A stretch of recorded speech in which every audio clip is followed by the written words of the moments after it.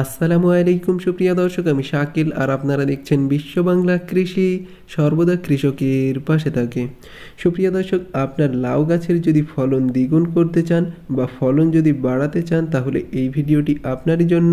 কারণ এই ভিডিওতে একটি সার প্রয়োগ দেখানো হয়েছে, যেই সারটি প্রয়োগ করলে নিঃসন্দেহে আপনার লাউ গাছের ফলন বৃদ্ধি হবে এবং সঠিক পদ্ধতিতে লাউয়ের চারা কিভাবে উৎপাদন করতে হয় সেটাও দেখাবো এই ভিডিওতে। এবং লাউ গাছের খুবই দরকারি একটি টিপস জানতে পারবেন এই ভিডিওর মধ্য থেকে। এই জন্য অবশ্যই আপনারা এই ভিডিওটি শেষ পর্যন্ত দেখবেন। আর এই চ্যানেলে যদি আপনি নতুন হয়ে থাকেন তাহলে অবশ্যই চ্যানেলটি সাবস্ক্রাইব করবেন এবং পাশের নোটিফিকেশন বেলটি অন করে দেবেন। তো চলুন সুপ্রিয় দর্শক, শুরু করা যাক। প্রথমেই দেখে নেব লাউয়ের সঠিক পদ্ধতিতে চারা তৈরির পদ্ধতি। সুপ্রিয় দর্শক, অনেক পদ্ধতিতে লাউয়ের বীজ থেকে চারা তৈরি করা যায় এবং এই পদ্ধতিতে যদি চারা তৈরি করেন তাহলে সাকসেস রেটটা ভালো পাওয়া যাবে এবং চারার গুণগত মানটা ভালো হবে, যেটা আপনারা অবশ্যই আপডেট সহ দেখতে পাবেন। এক্ষেত্রে আপনার করতে হবে কি, লাউয়ের বীজ নিতে হবে, সেটাকে একদিন পানিতে ভিজিয়ে রাখতে হবে 24 ঘন্টার জন্য। তারপরে টিস্যু পেপারে মুড়ে তারপর এয়ারটাইট কন্টেইনারের ভেতরে এই বীজটা রেখে দিয়ে 3 থেকে 4 দিন অপেক্ষা করতে হবে।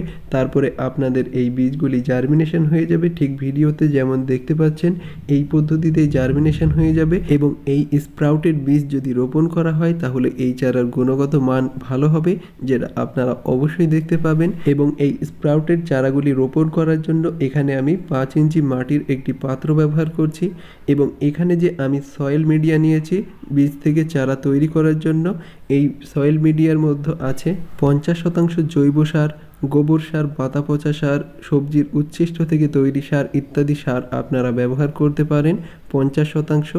এবং 40% মাটি নিতে হবে নর্মাল গার্ডেন সয়েল এবং 10% নিতে হবে ধানের তুষ। এই উপাদান ব্যবহার করলে সবচেয়ে ভালো বীজ থেকে চারা তৈরি করা যাবে। এবং আপনার কাছে যদি ধানের তুষ না থাকে আপনি 50% মাটি এবং 50% জৈব সার ব্যবহার করবেন, তা থেকেই খুব সুন্দর বা উন্নত মানের চারা আপনি উৎপাদন করতে পারবেন। এবং এই স্প্রাউটেড বীজ আমি রোপণ করে দিয়েছি, এবার এটাতে পানি প্রয়োগ করতে হবে। সুপ্রিয় দর্শক, আপনি যদি এই সয়েল মিডিয়াতে লাউয়ের বীজ বপন করে দেন তা থেকেও উন্নত মানের চারা তৈরি হবে, কিন্তু টিস্যু পেপারের মাধ্যমে এই চারা তৈরি করলে এর গুণগত মানটা বেশি ভালো হয়, যেটা পরীক্ষিত। এবার আমি এটাতে পানি প্রয়োগ করে দিচ্ছি এবং পানি প্রয়োগ করার পর এটাকে ছায়া জায়গা রাখবেন, সবচেয়ে ভালো হবে। এবং 3 থেকে 4 দিন পর অবশ্যই দেখতে পাচ্ছেন চারাগুলি বড় হতে শুরু করেছে এবং এর মিডিল থেকে একটি পাতা বার হচ্ছে। আর অবশ্যই আপনি দেখতে পাচ্ছেন অনেকগুলি চারা আমি তৈরি করেছি এবং সব চারার সাইজ প্রায় এক, কিন্তু কয়েকটি চারার 2টি পাতা বীজ থেকে এখনও বার হয়নি, তবে 1-2 দিনের ভিতরে পাতাগুলি বার হয়ে যাবে। সুপ্রিয় দর্শক, এবার দেখে নেব লাউ গাছের ঠিকঠাক গ্রোথের জন্য প্রথম এবং কি কি সার প্রয়োগ করতে হবে সে সম্পর্কে বিস্তারিত।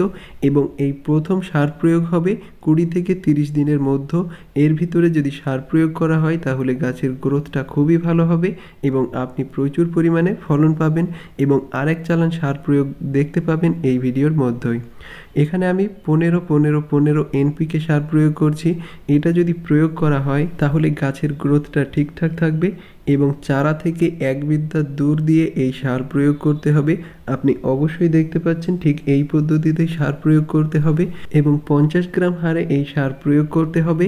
এবং আপনি যদি নালা তৈরি করে এই সার প্রয়োগ করেন তাহলে সবচেয়ে ভালো হয়।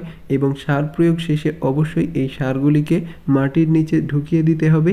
এজন্য আপনি এর গোড়াটা আলগা করে দিতে পারেন, তাহলে এই সারগুলি মাটির নিচে যাবে এবং গাছ দ্রুত এই সার সংগ্রহ করে নেবে। এবং আপনি যদি জৈব চাষি হন তাহলে এ সময় আপনি ভার্মি কম্পোস্ট বা গোবর সার প্রয়োগ করবেন। গোবর সার অবশ্যই 1 বছর পুরনো হতে হবে, তাহলেও ঠিকঠাকভাবে কাজ করবে। এবং এই সারটি প্রয়োগ করার 1 সপ্তাহ পর আপনি অবশ্যই গাছের গ্রোথটা লক্ষ্য করতে পারবেন। দুর্দান্ত গ্রোথ হবে, আপনি অবশ্যই এই সারটি প্রয়োগ করে কমেন্ট করবেন। সুপ্রিয় দর্শক, তারপরে যদি গাছে প্রচুর পরিমাণে ফল ধরাতে হয় তাহলে কি সার প্রয়োগ করতে হবে সেটাই আমরা এবার জেনে নেব। সুপ্রিয় দর্শক, লাউ গাছে প্রচুর পরিমাণে ফুল ফল আনার জন্য এটাতে পটাশ সমৃদ্ধ সার প্রয়োগ করতে হবে। এবং আপনি যদি জৈব চাষি হন তাহলে কলার খোসা ভালোভাবে পচিয়ে তারপরে গাছের গোড়ায় প্রয়োগ করতে পারেন। এটি পটাশ সমৃদ্ধ সার এবং আপনার গাছে প্রচুর পরিমাণে ফুল ফল আসবে। কিন্তু এখানে আমি জৈব এবং রাসায়নিক সারের সংমিশ্রণে একটি সার তৈরি করেছি। এটা হলো পটাশ সমৃদ্ধ সার এবং এটাতে এনপিকের চাহিদা পূরণ করা আছে। এটাতে সরিষার খোল নিতে হবে 1 ভাগ পানি নিতে হবে এবং এই সারটি যখন রেডি হয়ে যাবে তখন এটাতে পটাশ সার মিশিয়ে তারপরে গাছে প্রয়োগ করতে হবে। আর এই সারটি প্রয়োগ করলে আপনার গাছে প্রচুর পরিমাণে ফল হতে বাধ্য। আপনি অবশ্যই এটি ট্রাই করতে পারেন এবং ট্রাই করার পরে অবশ্যই কমেন্টে জানাবেন। এবং এই সারটি তৈরি করতে আপনার 1 টাকা মতো খরচ হতে পারে এবং বিস্তারিত এই সার তৈরির পদ্ধতি যদি দেখতে চান তাহলে আই বাটনে ক্লিক করে ভিডিওটি দেখে নিতে পারেন বা চ্যানেলটি ভিজিট করে, আর আমি ডিসক্রিপশন বক্সে লিঙ্ক দিয়ে দেবো, সেখান থেকে আপনি ভিডিওটি দেখে নিতে পারবেন। এবং সুপ্রিয় দর্শক, কার্যকরী যে টিপস সেটা হলো ফল কী জন্য পচে যায় এবং ফলের আকৃতি কী জন্য বিকৃতি ঘটে। আপনারা অবশ্যই এখানে দেখতে পাচ্ছেন অনেকগুলি ফল আছে এবং প্রত্যেকটার গায়ে স্পট আছে এবং ফলের আকৃতিটা বিকৃতি হতে শুরু করেছে এবং এটাই হলো লাউয়ের গুটি ঝরে যাওয়ার প্রধান কারণ।